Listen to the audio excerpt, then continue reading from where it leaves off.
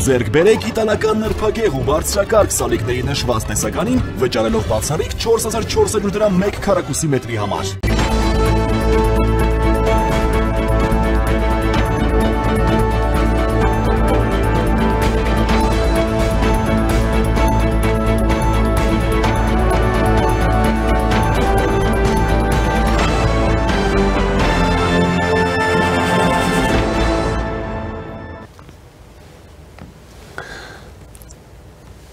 Ուշագրավ իրադարձություններ Տիրանայում Նիկոլ Փաշինյանը հանդիպել է Ադրբեջանի նախագահ Իլհամ Ալիևի հետ, իսկ Եվրամիության արտաքին գործերի եւ անվտանգության քաղաքականության հարցերով բարձր ներկայացուցիչ Կայա Կալասը հայտարարել, որ Ադրբեջանը եւ Հայաստանը շատ մոտ են համաձայնության,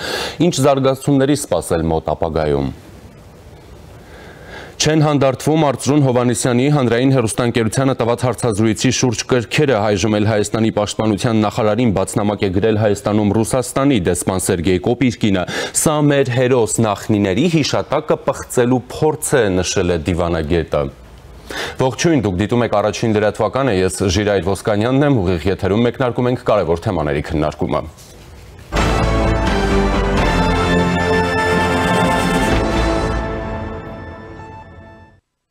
Եվ այսպես վարչապետ Նիկոլ Փաշինյանը Տիրանայում անցկացվող եվրոպական քաղաքական համայնքի 6-րդ գագաթնաժողովի շրջանակներում հանդիպել է Ադրբեջանի նախագահ Իլհամ Ալիևի հետ։ Դեռևս պարզ չէ, թե ինչ են քննարկել երկու երկրների ղեկավարները։ Իդեպ Տիրանայում Նիկոլ Փաշինյանը կարճ շփում է ունեցել նաև Թուրքիայի ղեկավար Էրդողանի հետ։ Այսօր ավելի վաղ Եվրամիության արտաքին գործերի եւ անվտանգության քաղաքականության հարցերով բարձր ներկայացուցիչ Եվրահանձնաժողովի փոխնախագահ Կայա Կալասը հայտարարել է, որ Ադրբեջանը եւ Հայաստանը շատ մոտ են համաձայնությանը։ Կարծում եմ, նրանց կողմից խաղաղ համաձայնագրի ստորագրմամբ բոլորն են շահագրգռված, նշել է նա, հավելելով, որ Բաքվի ու Երևանի միջև խաղաղության համաձայնագրի կնքումը կնվազեցնի տարածաշրջանում հակամարտությունների թիվը։ Կալասը նաև նշել է, որ արդեն այցելել է Ադրբեջան, պլանավորում է ուղևորություն դեպի Հայաստան եւ մտադիր է գագաթնաժողովի շրջանակներում քննարկել կարգավորման հարցերը Հայաստանի վարչապետ Նիկոլ Փաշինյանի հետ։ Իդեպ այսօր Ադրբեջանի արտգործնախարարության մամուլի քարտուղար Այհան Հաջիզադեն հայտարարել է, թե Հայաստանի զինանշանն արտացոլում է տարածքային պահանջներ հարևանների նկատմամբ։ Պաշտոնական Բաքուն օրինական իրավունք ունի նրանց Հայաստանից փոփոխություններ պահանջել իր սահմանադրության մեջ, որը իբր տարածքային պահանջներ է պարունակում Ադրբեջանի նկատմամբ։ Դա մնում է վերջնական խաղաղության ստորագրման առանցքային պայման, ասել է Հաջիզադեն։ Մեջբերում եմ, նույնիսկ Հայաստանի սահմանադրության 21-րդ հոդվածում նշված Հայաստանի զինանշանը արտացոլում է իբր տարածքային պահանջներ Հայաստանի ներկայիս հարևանների նկատմամբ, ասվում է Ադրբեջանի հաղորդագրությունը։ Հաջիզադեն հիշել է, որ Փաշինյանի հայտարարությունները ադրբեջանահայկական խաղաղ գործընթացի հարցում միջազգային հանրությանը իբր մոլորեցնելու հերթական փորձն են։ Այժմ կզրուցեմ Արցախի ազգային ժողովի նախկին պատգամավոր Վահրամ Աթանեսյանի հետ։ Ողջույն, պարոն Աթանեսյան, շնորհակալություն միանալու համար։ Բարև ձեզ։ Պարոն Աթանեսյան, Հայաստանի վարչապետի եւ Ադրբեջանի ղեկավարի Տիրանայում տեղի ունեցած հանդիպումից, հիմնական մեր ակնկալիքները, որոնք կարող են լինել, այստեղ ես հիշատակեցի Ադրբեջանի արտգործնախարարության խոսնակի հայտարարությունը, հիմա էլ մեր զինանշանի մասով, նախորդին էլ Հայաստանի վարչապետը կարճ զրույց է ունեցել ադրբեջանցի լրագրողի հետ, պատասխանել մի քանի հարցերի, այդ թվում նաեւ սահմանադրության վերաբերյալ, Մինսկի խմբի վերաբերյալ ու նաեւ նշել, որ Բաքվում կան շրջանակներ, որոնք ցանկանում են հակամարտությունը տեղափոխել Հայաստանի տարածք, համեցեք։ Ես կդժվարանամ տեղեկատվության այս սղության պայմաններում որևէ էական դիտարկում անել, բացի այն, որ ինքնին հանդիպումը կարող ենք համարել դրական երևույթ, որովհետև տևական ժամանակ է Ադրբեջանի եւ Հայաստանի առաջնորդների միջև ուղղակի քննարկում չի եղել։ Բայց դատելով Ադրբեջանի արտաքին գործերի նախարարության պաշտոնական ներկայացուցիչի տարածած հայտարարություններից Բաքուն իր դիրքորոշումը որևէ կերպ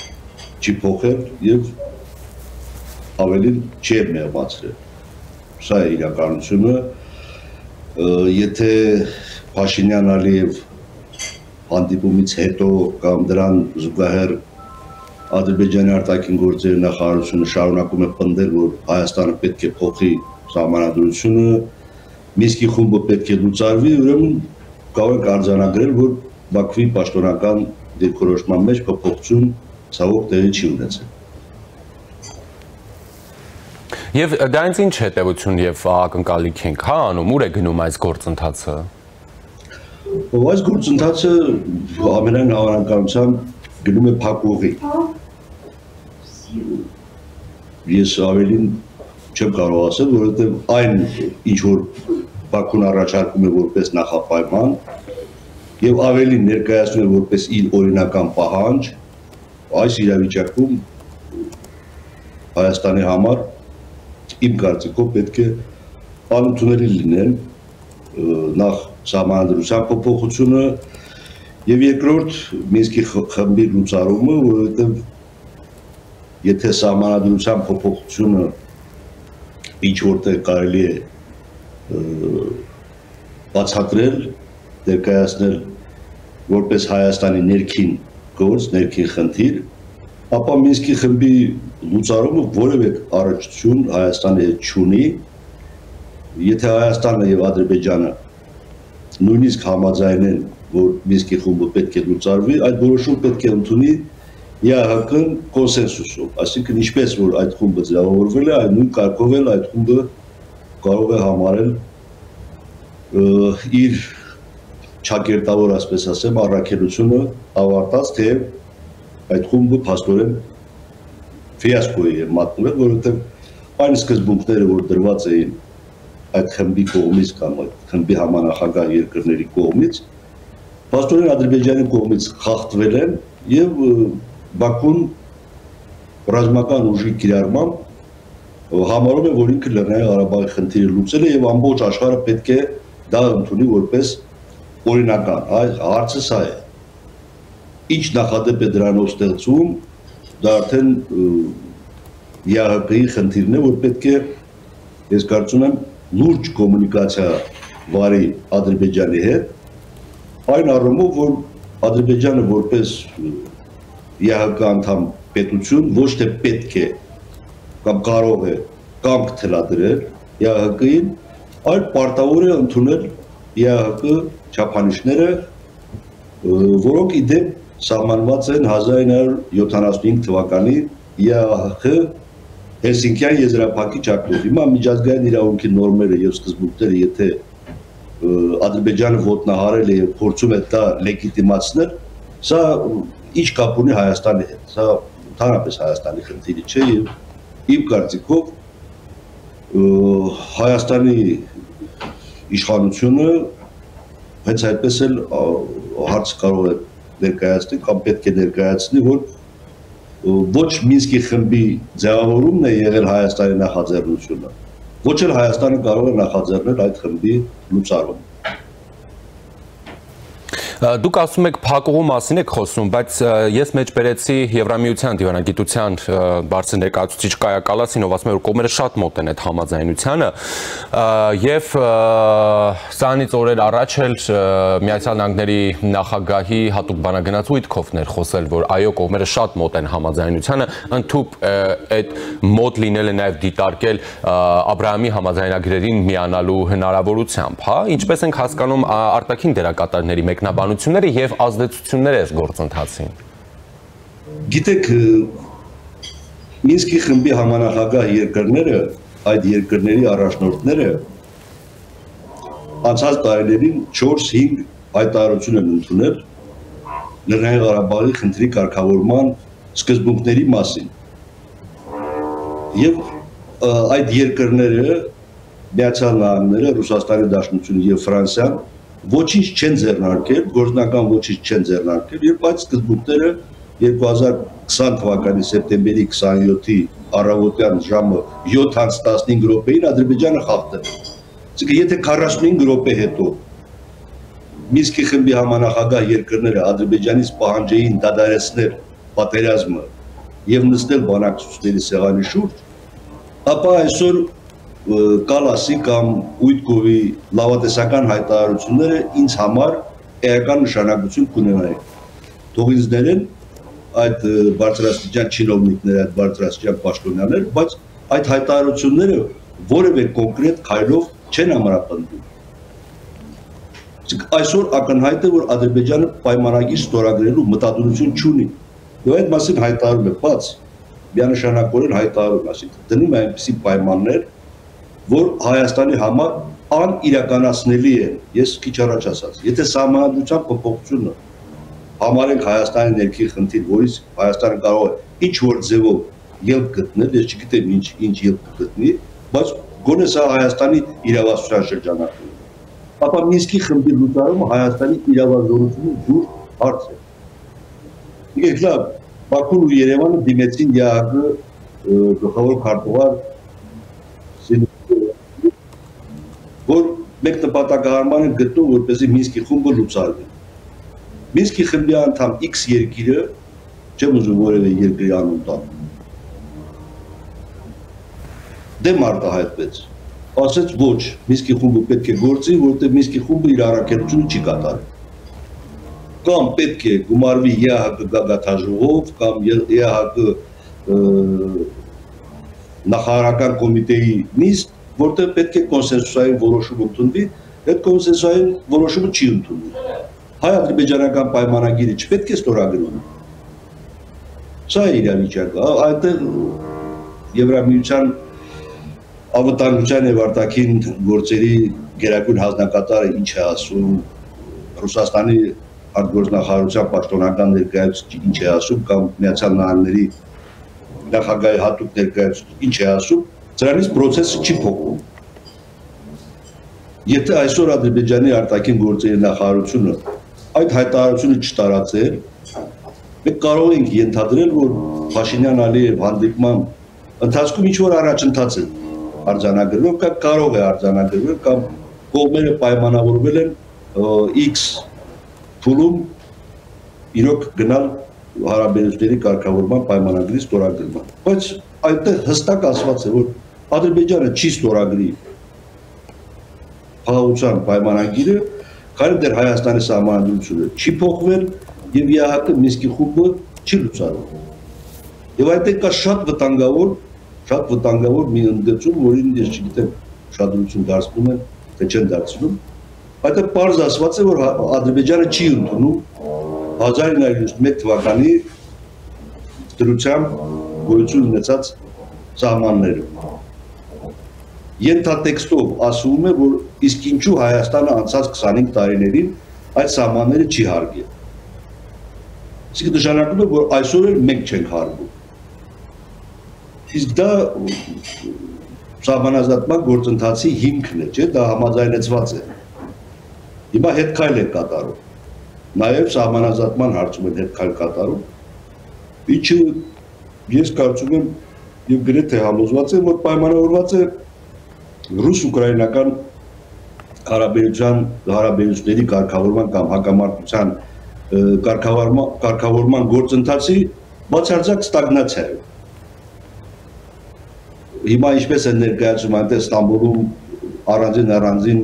պատվիրակություններ են հանդիպում, թե ինչ են ասում, ինչ չեն ասում, փաստ նայում են, որ Ռուսաստանի Դաշնության նախագահը արհամարեց Միացյալ Նահանգների նախագահին, չներկայացավ Ստամբուլ, որպեսզի չընդունվի 30-օրյա հրադադարի մասին հայտարարություն։ Այս իրավիճակից էլ բխում է Իլհամ Ալիևի կոշտ դիրքորոշումը, որ փորձում է հնարավոր բոլոր միջոցները գործի դնել, հնարավոր բոլոր լծակները օգտագործել, որպեսզի ստանա առավելագույնը այն ինչ որ ինքը ծրագրել է կամ այն ինչ որ ինքը մտադրվում է ներկայացնել ադրբեջանական ժողովրդին որպես վերջնական հաղթանակ։ Պատերազմը, բայց այդ պատերազմի հետևանքները, այդ պատերազմի Ադրբեջանի համար արդյունքները պետք է ինչ-որտեղ արձանագրվել, չէ։ Հիմա այդ արձանագրումը տեղի չի ունենում, որովհետև եթե կա Մինսկի խումբ, միջազգային ընկալումը այն է, որ Լեռնային Ղարաբաղի խնդիրը լուծված չէ։ 10 տարի հետո կարող է այդ հարցը ակտուալանալ։ Փորձում է փակել, բայց դա իր խնդիրն է, թող բանակցի, չգիտեմ, Մինսկի խմբի համանախագահ երկրների հետ բանակցի, հասնի կոնսենսուսի, գումարվի ԵԱՀԿ նախարարների կոմիտեի նիստ, եւ այդտեղ հայտարարեն, որ Մինսկի խումբը իր առաքելությունը ավարտել է։ Բայց դա կլինի անարգանք ամբողջ միջազգային հանրությանը, աշխարհի 3 կենտրոններին, Ռուսաստանին, Միացյալ Նահանգներին եւ Եվրամիությանը, իդեմս Ֆրանսիայի։ Եթե այդ մարդիկ պատրաստ են ընդունել այդ անարգանքը եւ ճանաչել Իլհամ Ալիևին որպես իրավասու պետության ղեկավար, որ կարող է ոտնակող անել միջազգային իրավունքը, դա արդեն իրենց խնդիրն է։ Լավ, եւ թե դուք ասում եք, որ process-ը փակուղի է, հա, Հայաստան-Ադրբեջան գործընթացը փակուղում է եւ նաեւ հիշատակեցիք ուկրաինական համատեքստը այդ իրավիճակում Ռուսաստան, Միացյալ Նահանգներ, Թուրքիայում գրեթե անարդյունավետ գործընթաց այս համատեքստում եւ այլն։ Ապա հետեւաբար ինչ է սպասվում Հայաստան-Ադրբեջան գործընթացին։ Ինչն է զսպում էսկալացիան այս փակուղուց դուրս գալու օրինակ ադրբեջանական տրամաբանությանը։ Էսկալացիան ոչ թե ինչ որ մեկը զսպում է իմ կարծիքով, այլ էսկալացիան Ադրբեջանին ձեռնտու չէ։ Եթե Ադրբեջանը խախտի զինադադարը եւ ասենք ագրեսիվ պատերազմ սկսի Հայաստանի դեմ, ապա այն ամենը ինչ որ այս 20 թվականից մինչև այսօր Ալիևը կառուցել է քաղաքական առումով, դիվանագիտական առումով կառուցվել, ապա կարող է փլուզվել, որովհետեւ ի վերջո Իլհամ Ալիևը Վլադիմիր Պուտին չէ։ Նա չի կարող Միացյալ Նահանգների նախագահի կամ ասենք Եվրամիության բարձրագույն հանձնակատարի հետ խոսել այն լեզվով, որով Պուտինն է խոսում, ասենք Դոնալդ Թրամփի հետ, չէ՞, բայց Պուտինը հայտարարում է, որ այս նպատակները մեր իրավունքն է։ Մենք այս նպատակներին մեծ ցանկություն ունենք հասնելու դիվանագիտական ճանապարհով, այսինքն Ուկրաինայի կապիտուլյացիայի ճանապարհով։ Եթե Ուկրաինան չի գնում կապիտուլյացիայի, ապա մենք պատերազմը շարունակում ենք։ Սա Վլադիմիր Պուտինի խոսույթն է թարգմանած, դիվանագիտականից առօրյա խոսակցականի թարգմանած։ Ադրբեջանը դնում է Հայաստանի սահմանադրության փոփոխության եւ Մինսկի խմբի լուծարման հարց։ Բայց այդ հարցին էսկալացիան կնպաստի, ես կարծում եմ ոչ, եւ Ադրբեջանը գիտակցում են, որ էսկալացիան իրենցից խլելու է այն դիվանագիտական խաղակարտերը, որ իրենց կարծիքով գործում են իրենց օգտին։ Օրինակ դրանք ասում են, որ մենք Հայաստանի տարածքի դեմ ոտնձգություն չեք կատարել։ Դա Հայաստանն է, որ 30 տարի օկուպացրել է մեր տարածքները եւ այսօր պետք է դրա համար պատասխան տա։ Այսինքն իրենց չեն ուզում դնել բացահայտ ագրեսորի դեմ։ Այդ նպատակին փորձում են հասնել այսպես շրջանցիկ, միջանցիկ ճանապարհով եւ բնականաբար իրենք նաեւ շատ հստակ հաշվի են առնում Հայաստանի ներքաղաքական իրավիճակը։ Այս պայմաններում, այս իրավիճակում Հայաստանի ոչ մի իշխանություն ժամանակական փոփոխությունների չի գնա այն իմաստով, որ Ադրբեջանն է հասկանում կամ այն իմաստով, որ Ադրբեջանն է ներկայացնում, որտեղ դա ցանկացած իշխանության կարժենա շատ թանկ։ Եվ իսկ գուցե նպատակը դա է, որ Հայաստանում ներքին լարվածությունը ավելի խորանա, իրավիճակը հասնի ներքին առճակատման, որը կլինի Ալիևի հաղթաթուղթը բանակցություններից հրաժարվելու, պայմանագրի ստորագրումից հրաժարվելու համար, որտեղ մեկնաբանությունը լինելու է մեկը։ Մեկ չեք կարող պայմանագիր կնքել մի իշխանության հետ, որի ժողովրդի մեծամասնության աջակցությունը չի վայելում։ Սա էլ խաղակարդ է, որ ակնհայտորեն Ադրբեջանը Հայաստանի ներքին կյանքում օգտագործում է։ Եվ ես կարծում եմ խորացնելու է։ Շնորհակալ եմ, պարոն Աթանասյան։ Խնդրեմ։ Զրուցակիցս Արցախի ազգային ժողովի նախկին պատգամավոր Վահրամ Աթանասյանն էր։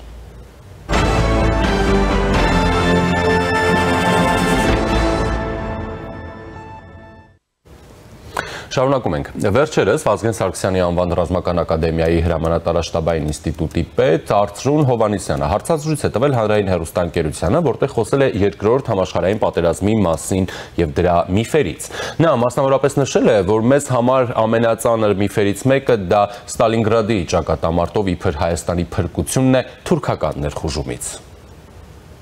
Կան այսպես կառուցվածքաստեղծ միֆեր կան։ Մեր համար ամենածանր միֆերից մեկը, հետաքրքիր միֆերից մեկը դա Ստալինգրադի ճակատամարտով իբր Հայաստանի փրկությունն է թուրքական ներխուժումից։ Թուրքիան Գերմանիայի դաշնակիցն էր։ Դա շատ հարաբերական է, պարոն Ղազարյան։ Ինչպես։ Որովհետև Թուրքիան Գերմանիայի դուներ չեզոքության որոշակի պայմանագիր եւ որոշակի նյութեր էր մատակարարում Երրորդ Ռեյխին, բայց հարցն այն է, որ Գերմանիան ներողություն, Թուրքիան այդ ժամանակ որևէ էական ուժ չուներ հարձակվելու Կովկասում նոր ճակատ բացելու, դա միֆ է։ Եվ կան արխիվային փաստաթղթեր։ Դրան հակառակ Գերմանիան ուներ ծրագիր, կոչվում էր օպերացիա Գերտրուդա օպերացիա, մշակված հստակ ծրագիր էր։ Եվ այդ ծրագիրը ենթադրում էր, որ եթե Գերմանիան Ստալինգրադից հետո իջնի Կովկաս, վերցնի Կովկասը,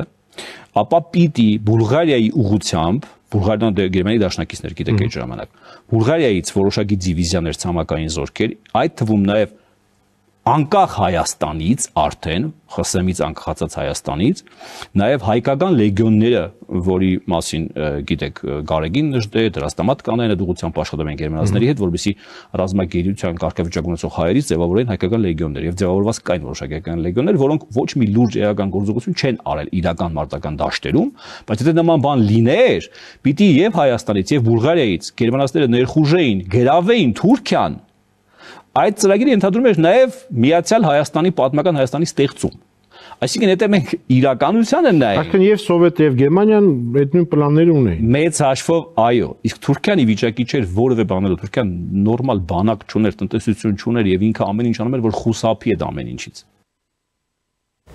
Հարցազրույցը մեծ աղմուկ է բարձրացրել, մինչև այժմ կրքերը չեն հանդարտվում։ Այսօր հայտնի է դարձել, որ Հայաստանում Ռուսաստանի դեսպան Սերգեյ Կոպիրկինը բաց նամակ է հղել Հայաստանի պաշտպանության նախարար Սուրեն Պապիկյանին։ Դրանում մասնավորապես նշված է. «Հարգելի Սուրեն Ռաֆիկովիչ, թույլ տվեք ամբողջ սրտով շնորհավորել ձեզ հայրենական մեծ պատերազմում տարած հաղթանակի 80-ամյակի կապակցությամբ, որը մենք հանդիսավոր կերպով նշեցինք անցյալ շաբաթ։ Ուրախալի էր տեսնել, որ մայիսի 9-ին Հայաստանում անցկացված հոբելյանական միջոցառումները լայն հասարակական աջակցություն ստացան։ Հանրապետության բնակիչները, ավագ եւ երիտասարդ ծերունդները իրենց սրտի կանչով եկել էին պատերազմի հուշահամալիր, հարգելու իրենց հայրենիքը պաշտպանելու մեկնած 600,000 հայերի հիշատակը, որոնցից 300,000-ը տուն չվերադարձան։ Կոպիրկինը հիշել է հայերի ներդրումը նացիստական Գերմանիայի դեմ տարած հաղթանակում եւ նշել, որ նրանց գործողությունները հանրային հեռուստաընկերության եթերում փաստացի արդարացվել են Հայաստանի պաշտպանության նախարարության ներկայացուցչի կողմից։ Սա մեր հերոս նախնիների հիշատակը պղծելու փորձ է, նշել է նա, հավելելով, որ հայ ժողովրդի շրջանում հաղթանակի օրվա նկատմամբ խորը հարգանքի ֆոնին Արծրուն Հովհաննիսյանի պատմականորեն կեղծ եւ հայոյախառն հայտարարությունները լայնածավալ վրդովմունք են առաջացրել։ Դժվար է նման արարքը գնահատել որպես որևէ այլ բան, քան մեր հերոսական նախնիների հիշատակը պղծելու փորձ, ովքեր թույլ չտվեցին իրականացնել Հիտլերի ծրագրերը, ստրկացնելու եւ ոչնչացնելու ԽՍՀՄ ժողովուրդներին, ինչպես նաեւ փրկեցին մարդկությանը շագանակագույն ժանտախտից, եզրափակել է նա։ Իդեպ Կոպիրկինի նամակը վրդովվեցրել է հայաստանյան հանրության մի ստվար մասի, օրինակ հանուն Հանրապետության կուսակցության նախագահ Արման Բաբաջանյանը Facebook-յան էջում անդրադարձել է Կոպիրկինի նամակին ու նշել, որ Ռուսաստանի դեսպանը Հայաստանի պաշտպանության նախարարին ուղղված նամակում անցնում է ընդունելի բոլոր սահմանները, իրեն իրավունք վերապահել միջամտել Հայաստանի ներքին գործերին ու հրապարակային կերպով դատապարտել Արծրուն Հովհաննիսյանի արտահայտած տեսակետը, այն որակելով որպես ֆաշիզմի արդարացում։ Դուք ներկայացնում եք մի երկիր, որի լռությամբ Արցախի տարածքում ոչնչացրին ձեր կարծիքով հայրենական մեծ պատերազմին նվիրված տասնյակ հուշարձաններ, այդ թվում Մարտակերտի, Ասկերանի, Շուշիի, Հադրութի, Քաշաթաղի շրջաններում տեղադրված հուշաքարերը։ Շուշիում ադրբեջանցիները կոտրեցին ու քանդեցին 1941-ից 45 թվականների պատերազմի նվիրյալների անուններով հուշարձանային ցուցանակները։ Այդ պատերազմին Արցախից մասնակցել էր ավելի քան 45,000 մարդ, որոնցից 22,000-ը չի վերադարձել, իսկ մոտ 1 տասնյակ արցախցի արժանացել Խորհրդային Միության հերոսի կոչմանը, այդ թվում մարշալ Հովհաննես Բաղրամյանը, մարշալ Բաբաջանյանը, որոնք ծնվել են Չարդախլու գյուղում։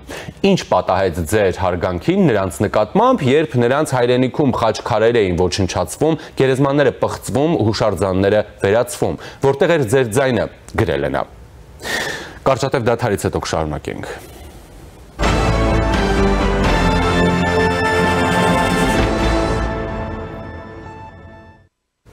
Շարունակում ենք եւ այժմ զրուցելու եմ պատմաբան մարտական եղբայրություն միաբանության անդամ Հրանտ Տեր Աբրահամյանի հետ։ Ողջույն պարոն Տեր Աբրահամյան, շնորհակալություն միանալու համար։ Պարոն Տեր Աբրահամյան, ես մեջ բերեցի Ռուսաստանի դեսպանի նամակը ուղղված Հայաստանի պաշտպանության նախարարին, իրեն թույլատրելով այնտեղ ձևակերպումները, որոնք հեռու են դիվանագիտական փաթեթավորումից։ Այստեղ մի քանի իհարկե շերտեր մենք կարող ենք առանձնացնել կամ անդրադառնալ։ Մասնավորապես, հա, ինչպես եմ ես ընկալել այդ նամակում, երբ օրինակ ինչ է հետապնդում այդ նամակը իր բովանդակությամբ, հետապնդում է պատմության նկատմամբ միանման այս դեպքում ռուսական մոտեցման պարտադրանք, ոչ միայն մի կոնկրետ քաղաքացու տեսակետների դիրքորոշումների նկատմամբ վերաբերմունք, այլ առհասարակ այլախոհության դեմ որոշակի գործողություն։ Եվ ինչն էր նաև կարևոր հիշատակելով Բաղրամյանին նամակում, փորձ է արվում, այսպես ասենք, դրական խորհրդանիշները քաղաքական մանիպուլյացիայի նպատակով օգտագործել։ Ձեր մեկնաբանությունը, հա, ինչի մասին է այս նամակը։ Միակ, գիտեք, Ջիրար ջան, մինչև նամակին ասելը ես երկու խոսքով ուղղակի ուզում եմ միակ բան նախնական բան ասեմ, որովհետև անկեղծ ասեմ, ես բավականին վրդովված եմ նրանից, որ այս թեման այսպես բարձրացվեց եւ փչացվում է, որովհետև ես կարծում եմ, որ այսին տեսակետն է, թող ոչ ոք ինձանից չնեղանա, որ այն դիրքի եւ այն իմիջի մարդը, որպեսին Արտուր Հովհաննիսյանն է, ինքը չպետք է այդ թեման բարձրացնել, որովհետև այդ թեման տարիների ընթացքում մի փոքր խմբով մենք պատմաբաններով, չգիտեմ մասնագետներով փորձել ենք բարձրացնել եւ ինչ որ մի բանի հասնենք, իսկ հիմա առիթ դարձավ, որպեսզի ամբողջ այս ռուսական ցանցը ընդհանուր միջև դեսպան, բայց նաեւ ամբողջ ցանցը այս թեմայի վրա ինքնահաստատվի, որում այնպիսի մարդիկ, որոնք կյանքում ռիսկ չէին անի դա անել, եթե իրենց առիթը չտրվեր։ Հիմա սա մի կողմ, սա իմ կարծիքն է, բայց ես ուզում եմ սա նախապես շեշտել, որովհետև իրոք շատ վրդովված եմ ես այդ հանգամանքից, որ այս թեման շատ կարևոր իրական թեման, այս ձևով կարելի ասել փչացվում է։ Հիմա ինչ վերաբերվում է նամակին։ Բնական է մենք բոլորս գիտենք, որ Ռուսաստանի ըստ էության գաղափարախոսությունն է պաշտոնական, մայիսի 9-ը իրենք մեծ հաշվով ամենակենտրոնական իրանք համար դարձած Սա մենք բոլորս գիտենք, սա նոր բան չի, սա սովետական միության ուշ շրջանից է։ Երբ մայիսի 9-ն առաջնորդությունը նոյեմբերի 7-ն հետո դարձեցին մայիսի 9-ը կարևորագույն իրանց ինքնության սիմվոլ։ Հիմա դա մեծ հաշվով իրանց խնդիրն է, իրանց գործը, չնայած իրանք էլ են այդտեղ խաղաղին խնդիրներ ունեն կապված, բայց դա իրանց գործն է, իրանց խնդրը։ Բնականաբար իրենք փորձում են այդ գաղափարախոսությունը, սա նորություն չի, պարտադրել առնվազն ամբողջ հետ սովետական տարածքին Եվ սա մենակ տենց անմեղ պարտադրանք չի, որովհետև նաև օրինակ այդ գաղափարախոսության, այդ դրա շղարշի տակ նույն Ուկրաինայի դեմ օրինակ ագրեսիվ գործողություններ իրենք նաև դրանով են արդարացնում, իբր Ուկրաինայի ինչ-որ նացիստներ կան, չգիտեմ ինչ, եւ այլն գիտեք այդ բոլորը դենացիֆիկացիա։ Հիմա կարևոր չի իրականում կան, չկան եւ ինչա, բայց այդ գաղափարախոսական փաթեթով են հիմնավորվում նաև ըստ էության ագրեսիվ գործողությունները եւ այս կայսրության վերածնման ծրագիրը։ Դրա համար ոչ մի զարմանալու բան չկա, որ ընդհանուր մինչև դեսպանի մակարդակ իրանք ուրեմն այս թեման այդ ձևով բարձրացնում են, որտեղ դա իրանց այս պահի քաղաքականության կենտրոնն է եւ այդ գաղափարախոսությունը ընդունելը որևէ սուբյեկտի կողմից այդ սովետական տարածքի դա ըստեյության հավատարմության, ասենց ասած նշան է։ Հիմա այլ հարց է, որ մի կողմ թողականին, իրադեսպանին եւ այլն, որտեղ էլի մեկնաբանելու շատ բաներ չկա, որտեղ շատ բարձ բան։ Մենք մեր համար պետք է արձանագրենք հայերով որ սա իսկականից կարևորագույն թեմա է եւ մենք պետք է այս թեման իսկականից ճիշտ կերպով վերջապես հասկանանք։ Արդեն քանի տարի արդեն անցել անկախության հռչակումից 91 թվականից։ Մենք մինչև հիմա մենք ո՞նց այս թեման պետք է մեր հայկական անկախ տեսակետից քննած լինենք, հասկացած լինենք եւ լրիվ այլ կերպ ներկայացնենք։ Մինչդեռ մինչև հիմա մեր մոտ նույն կերպ շարունակվում է թեման, ոնց որ ասենք սովետական դասագրքերում գրված է, այդպես էլ մինչև հիմա պաշտոնապես ներկայացվում է մայիսի 9-ն ենք տոնում եւ այլն, հարց չտալով վերջը մենք ի՞նչն ենք տոնում այդտեղ։ Նույնիսկ եթե տոնելու բան կա, ի՞նչն ենք տոնում։ Եվ հիշում եք մենք մի ժամանակ այդ մայիսի 9-ի քողի տակ թաքցել էինք նաեւ Շուշի ազատագրումն էինք տոնում եւ այլն, հիմա չկա։ Մնացել է էլի նորից ամեն ինչ վերադարձել է այդ շրջանից յուր։ Եվ միգուցե պատճառը դրա, որ մենք այս վիճակում ենք հայտնվում, նաեւ այն է, որ մեր սեփական հաղթանակը այս ամոթխած ձևի փորձում ենք փակցնել այդ մայիսի 9-ի տակ։ Հիմա սա էլ առանձին թեմա է։ Ինչ վերաբերում շատ կարճ գնահատականին, ուրեմն մենք պետք է ոչ թե դնենք մտածենք թե որն էր ավելի լավ, դա էլ է հետաքրքիր թեմա, բայց դա տենց ակադեմիական թեմա է։ Գերմանիան հաղթել, սովետական միությունը հաղթել, մենք ում կողմից լինենք, հարցը դա չի, որտեղ դա վերջը կատարված մենք պետք է հասկանանք, որ երբ որ մենք խոսում ենք նրա մասին, որ ասում են 300,000 հայ զոհվել երկրորդ համաշխարհային պատերազմում, եւ մենք դա հիշում ենք, մենք որպես ինչ դա պետք է հիշենք։ Ես կարծում եմ մենք դա պետք է հիշենք որպես մեր պատմության մեծագույն ողբերգություններից մեկը, որովհետեւ չկա ոչ մի հիմնավորում նրա, դա իհարկե անխուսափելի էր, որտեղ այդ մարդիկ չէին կարող չգնալ այդ պատերազմին, չէին կարող չմասնակցել, դա պարտադրանք էր, դա հաջորդի ընտրությունը չէր, բայց 300,000 զոհ տալ հանուն մեծ տերությունների պայքարում այդ ժողովրդի համար, որ ընդհանրապես դրանց մի սերունդ առաջ ցեղասպանություն էր ապրել, մենք պետք է հասկանանք, որ սա սարսափելի ողբերգություն էր, եւ մենք պետք է հիշենք դա այդպես ոչ թե մենք տոնելու այդտեղ բան ունենք, այլ մենք ունենք հիշելու, թե ինչ է լինում ժողովրդների հետ, որոնք իրենց անունը կորցնում են եւ հանուն իրենց անկախության երբեք որևէ ժողովուրդ մեր տիպի հանուն իր անկախության նման զոհերի պարտադրված չի ազգային պայքարության պայքար նման զոհեր չեն պահանջում եւ մենք չենք էլ ունեցել հանուն մեր անկախության պայքարներում նման զոհեր մենք տեսեք վերջին պատերազմում 4000 զոհ ենք ունեցել ինչքան ծանր ենք տանում իսկ դուք պատկերացեք 1 միլիոն բնակչություն ունեցող Հայաստանի համար ինչ բան է ասեք 300,000 չէ 100,000 դուք հասկանաք 100 երիտասարդ եւ մենք պետք է հասկանանք որ երբ որ դուք կորցնում եք եւ հաճախ դա հիմնավորում է որ այդ անկախությունների պատերազմ պատկել Հայաստանը ունենար անկախություն լիներ օրինակ Ռուսաստանի պատերազմում եւ մեր երիտասարդները հիմա գնային Ուկրաինայի պատերազմում զոհվեին եւ հետո մենք տոնեինք հպարտանայինք ասենք հայ ժողովուրդն էլ մասնակցել է այդ պատերազմում մենք այդ ենք անում այսինքն երբ որ հպարտանում ենք նրանով որ 100,000 300,000 հայ երիտասարդ մատանուն նրա որ օրինակ Ամերիկայի Միացյալ Նահանգները դառնան աշխարհի տիպ 1 երկրություն սովետական միությունը դառնա երկրի եղել արդյունքը հայ ժողովրդի ոչ մի բան այդ զոհերի դիմաց չի հասել որ դրա համար հայ ժողովուրդը հաղթող չի հաղթողները տվել են զոհեր ստացել են փոխհատուցում իսկ մեր նման ոչ սուբյեկտ ժողովուրդները մասնակցել են այդ կռվին տվել են ահռելի զոհեր եւ ստացել են ոչ մի բան զերո ցույց տվեք ինձ ինչ փոխհատուցում է ստացել հայ ժողովուրդը այսօր մենք պետք է հիշենք հասկանանք գիտակցենք վերջապես եթե իրոք անկախ պետություն ենք ուզում լինել անկախ ազգ ենք ուզում լինել այլ ոչ թե ուրիշի ուրեմն այդ կառուցած նարատիվները անվերջ ծամենք կրկնենք ու համարենք որ դա մերն է մեր չգիտեմ պապերի հիշատակը իդեպստեղ ասեմ տապ չունի բոլորիս պապերն էլ ունեցել են մասնակցություն այստեղ անձերի անձնական հարցը չի պապերի հիշատակը հարգելով բայց այստեղ կա ազգային հարցը մենք պետք է այդպես դնենք որպես ազգային մեր պապերը ընտրություն չեն ունեցել ուզած շուզած գնացել են մասնակցել են իրենց ոչ ոք չի հաղթել բայց այստեղ մենք պետք է հասկանանք այս տեսակետը այս հարցը այն հենց այդ տեսակետից մենք որպես անկախ այսօր անունով գոհ իրականում չենք անկախ ժողովուրդ մեր այդ ոչ այդքան վաղանցյալը ինչպես պետք է ճիշտ գնահատենք ինչ ճիշտ դասեր պետք է փոխենք իմ կարծիքով թիվ 1 դասը սա է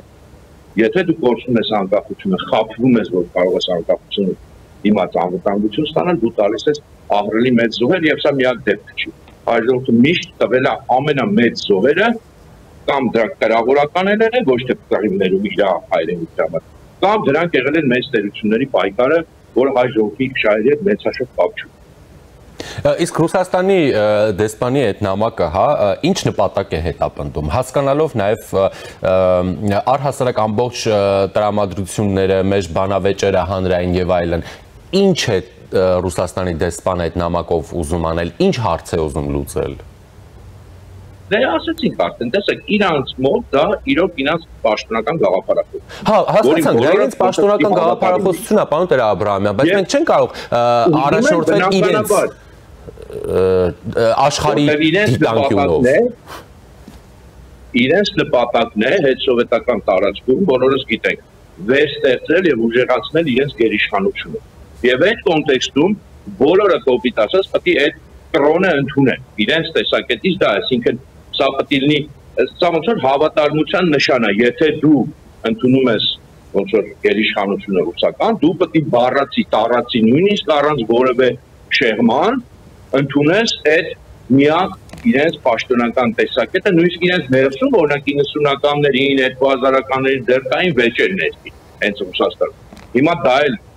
լրիվ մարգինալիզացված է, որքան ես հետևում եմ, եւ իրանց մոտ ասած պոշտ համարը կրոնական դոգմայի նման բանի է ասել այդ մայիսի 9-ը, եւ նույնը իրենք իհարկե փորձում են պարտադրել բոլոր այն երկրներին, որոնք իրենք դիտարկում են որպես իրենց գերիշխանության մաս, իսկ Ռուսաստանը երբեք sense ասել խորթով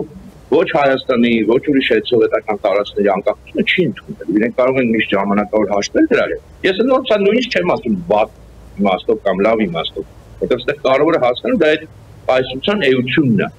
Ինքը ցանկացած տարածք, որը եղել է Իրանը,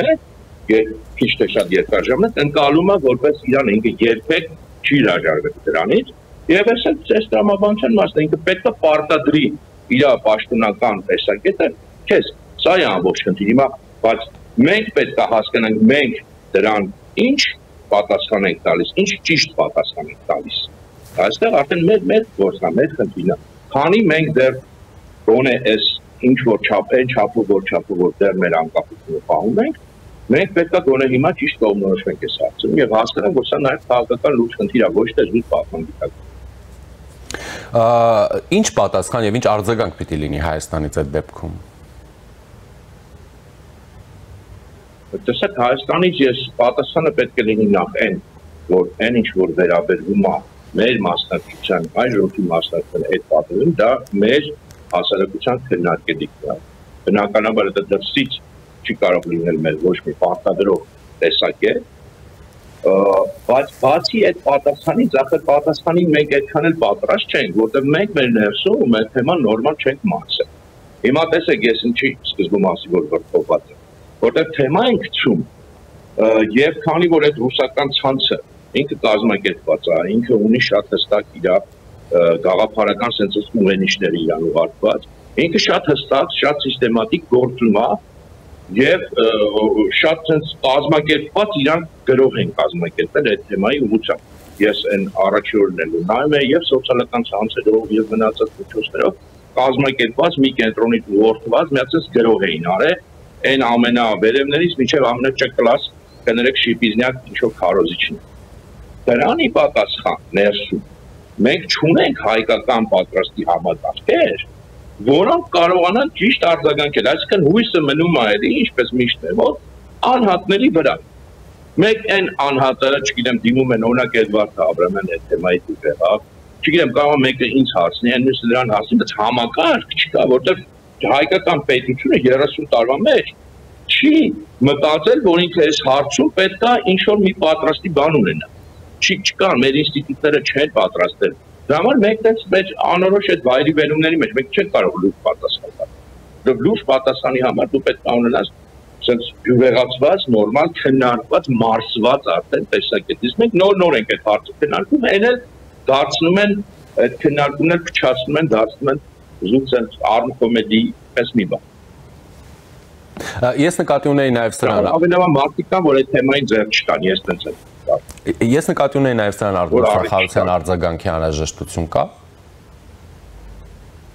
Ինչ պետք է պատասխանի արտգործնախարարը։ Ես չեմ կարծում, որ իրանք կարող են նորմալ պատասխան տալ, այդ նորմալ պատասխանի համար իրանք պետք է հիմնավորված ունենան, թե պատմության մեջ ոնց ա եղել, իրենք ոնց են, մեկ ինձ կասի հիմա հայ հանրության մեջ, թեկուզ ասենք ինչ-որ մի մասում, ինչ-որ կոնսենսուս կա այդ թեմայի շուրջ։